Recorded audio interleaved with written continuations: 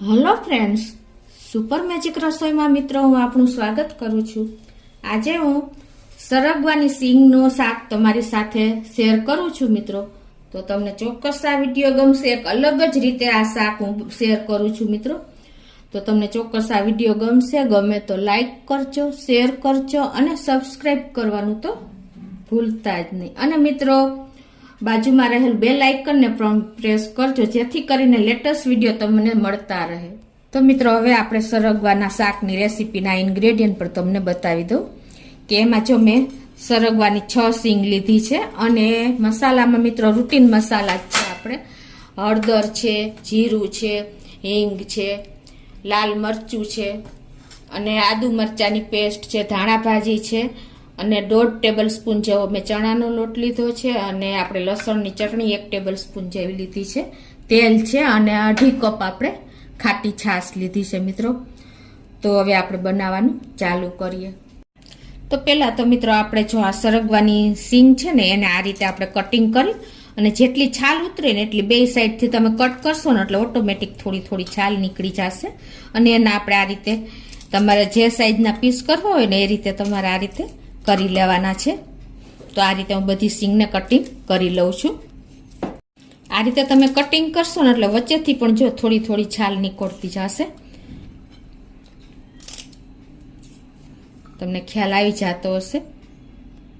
જો આપણે સિંગને કટિંગ કરી લીધી છે અને હવે આપણે આ રીતે ગેસ ઓન કરીને આપણે 1 ગ્લાસ જેવું પાણી મૂકશું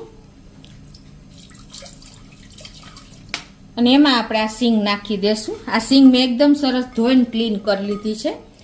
તો આ રીતે હવે આપણે પાણીમાં જ નાખી દેશું અને આને આપણે બહુ બાફવાની નથી, 1 સીટી પડે ને ત્યાં જ આપણે બંધ કરી દેશું। આ રીતે કુકરનું ઢાંકણ બંધ કરી દઉં છું અને મીડિયમ ફ્લેમ ઉપર આપણે 1 વિસલ કરી લેશું। હવે આ જે 2.5 કપ આપણે છાશ લીધી છે ને એ ખાટી લેવાની અને થોડીક આપણે આવી રીતે એકદમ ખાટી હશે ને તો એનો ટેસ્ટ પણ બહુ સરસ આવશે। અને એમાં આપણે આ 1.5 ટેબલ સ્પૂન જેવો મેં ચણાનો લોટ લીધો છે એ આપણે આ રીતે નાખી દેશું અને એને આપણે આ રીતે વિસ્ક કરી લેશું એટલે એકદમ સરસ મેચ થઈ જાય, લમ્સ ન રહે। તો આ રીતે જો આપણે વિસ્કરથી એકદમ સરસ ચણાનો લોટ છાશમાં મિક્સ કરી લીધો છે અને હવે એમાં આપણે ટેસ્ટ એકોર્ડિંગ 1 ટીસ્પૂન જેવું મીઠું નાખી દેશું અને 1/2 ટીસ્પૂન જેવું આપણે હળદર નાખી દેશું અને આ બાજુ આપણે કુકરને પણ વિસલ થઈ ગઈ છે એક, તો આપણે ગેસ બંધ કરી દેશું।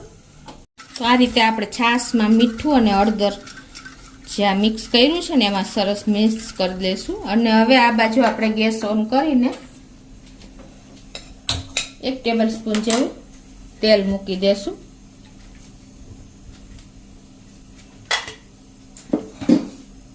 તેલ ગરમ થાય એટલે આપણે આગળની પ્રોસીજર કરી। તો આપણું તેલ પણ ગરમ થઈ ગયું છે તો એમાં આપણે પહેલા 1/4 ટીસ્પૂન જેટલી હિંગ નાખી દેશું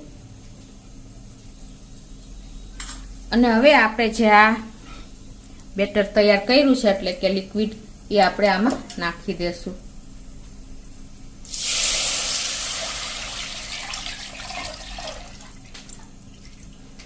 અને હવે આને આપણે કન્ટિન્યુ આ રીતે ચલાવતા રહેશું। ગેસની ફ્લેમ મીડિયમ રાખશું।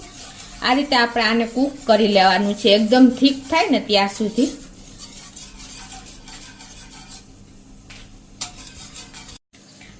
અને મિત્રો આપણી છાશ ખાટી છે તો એને બેલેન્સ કરવા માટે આપણે તમારા ટેસ્ટ એકોર્ડિંગ તમે ખાંડ નાખી શકો છો। અત્યારે હું 1 ટેબલ સ્પૂન જેવી ખાંડ નાખું છું। એકદમ સરસ આનો ટેસ્ટ આવે છે મિત્રો। તમે ક્યારેય આ રીતે નહીં બનાવ્યું હોય, એક યુનિક જ રીતે હું તમને આ મેથડ બતાવું છું કે સરગવાના શાક તો તમે ઘણી વાર બનાવ્યું હશે પણ જો આ રીતે બનાવશો ને તો બધા આંગળા ચાટતા રહી જશે, એટલું સરસ ટેસ્ટી થાય છે। અને હવે એમાં આપણે આદુ મરચાની પેસ્ટ કરી છે એ પણ આપણે 1 ટેબલ સ્પૂન જેવી છે એ નાખી દેશું અને હવે આને આપણે કન્ટિન્યુ ચલાવતા જ રહેવાનું છે એટલે આપણું આ બેટર એકદમ સરસ થીક થઈ જાય। તો જો મિત્રો આપણે 5-1 મિનિટ થઈ છે અને આ રીતે જો એકદમ મીડિયમ ફ્લેમ ઉપર આપણી આ કન્સિસ્ટન્સી આવી ગઈ છે આપણે લોટની ને છાશની જે ડોયો તો એની તમે જોઈ શકો છો. બબલ્સ પણ અત્યારે આવી ગયા છે. તો હવે આને 1 થી 2 મિનિટ લાગશે. તો અને આ બાજુ જુઓ આપણે સરગવાની સિંગ પણ 1 વિસલ થઈ ગઈ છે અને એકદમ સરસ આપણે જોઈએ એવી કૂક થઈ ગઈ છે. તમને ખ્યાલ આવી જતો. જો તમે વધારે કૂક કરશો ને તો સિંગ ફાટી જશે અને પલ્પ બધો તમને ખાવાની મજા નહીં આવે. તો આ કન્સિસ્ટન્સી જો આપણે 5 થી 7 મિનિટ થઈ છે મીડિયમ ફ્લેમ ઉપર અને આપણે એકદમ સરસ આપણી આ ગ્રેવી પાકી ગઈ છે ચણાના લોટ અને છાશની. તમને ખ્યાલ આવી જતો હશે. જેમ ઠંડી થશે એમ વધારે ઘટ થતી જશે. એટલે આપણે આ કન્સિસ્ટન્સી રાખવાની છે. અને હવે આપણે આ જે સરગવાની સિંગ બાફી છે ને એ પણ આપણે આમાં એડ કરી દેશું.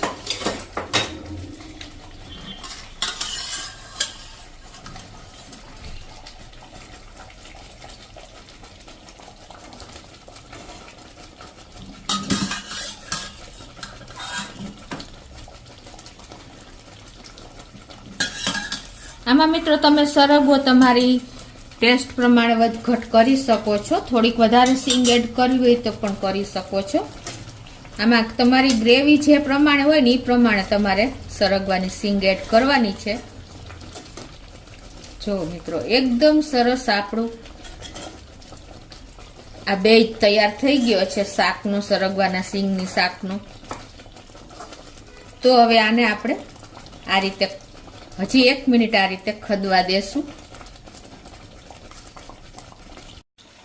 અને મિત્રો જો આ સરગવાનું આપણે બાફવા સિંગ નાખી હતી ને એ પાણી તમારા આ ગ્રેવી કદાચ તમને એમ લાગે કે ઘાટી થઈ ગઈ છે અને થોડીક આપણે પતલી કરવી છે તો તમે આ પાણી એડ કરી શકો છો. બાકી તમે આને સૂપ તરીકે પણ પી શકો છો વેસ્ટ ન કરતા. અને આ બાજુ હવે આપણું જો એકદમ સરસ તૈયાર થઈ ગયો છે બેજ. તો હવે એને આપણે સાઈડ ઉપર રાખી દેશું. મિત્રો આપણે ગેસ ઓન કરીને અને એક વઘારિયામાં આપણે 1.5 ટેબલ સ્પૂન જેવું તેલ મૂકી દેશું. આપણે ઉપરથી વઘાર કરવાનો છે લસણની ચટણી વાળો. અને હવે આ તેલ આપણે ગરમ થવા દેશું. તો આપણું તેલ પણ ગરમ થઈ ગયું છે. તો એમાં આપણે 1/2 ટીસ્પૂન જેવી રાઈ નાખી દેશું અને 1/2 ટીસ્પૂન આપણે જીરું આખું નાખી દેશું અને 1 લાલ મરચું આપણે નાખી દેશું. અને એમાં આપણે લસણવાળી ચટણી 1 ટેબલ સ્પૂન જેવી લીધી છે. તમે તમારા ટેસ્ટ એકોર્ડિંગ વધઘટ કરી શકો છો. એ રીતે આ રીતે આપણે એને મિક્સ કરી લેશું તેલમાં. આ રીતે જો આપણે ચટણીનો કલર સરસ તેલમાં આવી ગયો છે તમે જોઈ શકો છો. આ રીતે આપણે સેજ પ્રેસ કરીને અને લસણની ચટણીને મિક્સ કરી લેવાની છે તેલમાં જ.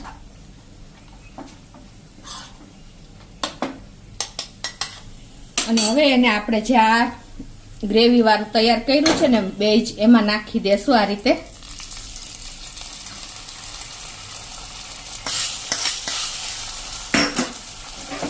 અને મિત્રો એને આપણે આ રીતે હવે ગેસ ઉપર જ મિક્સ કરી લેશું.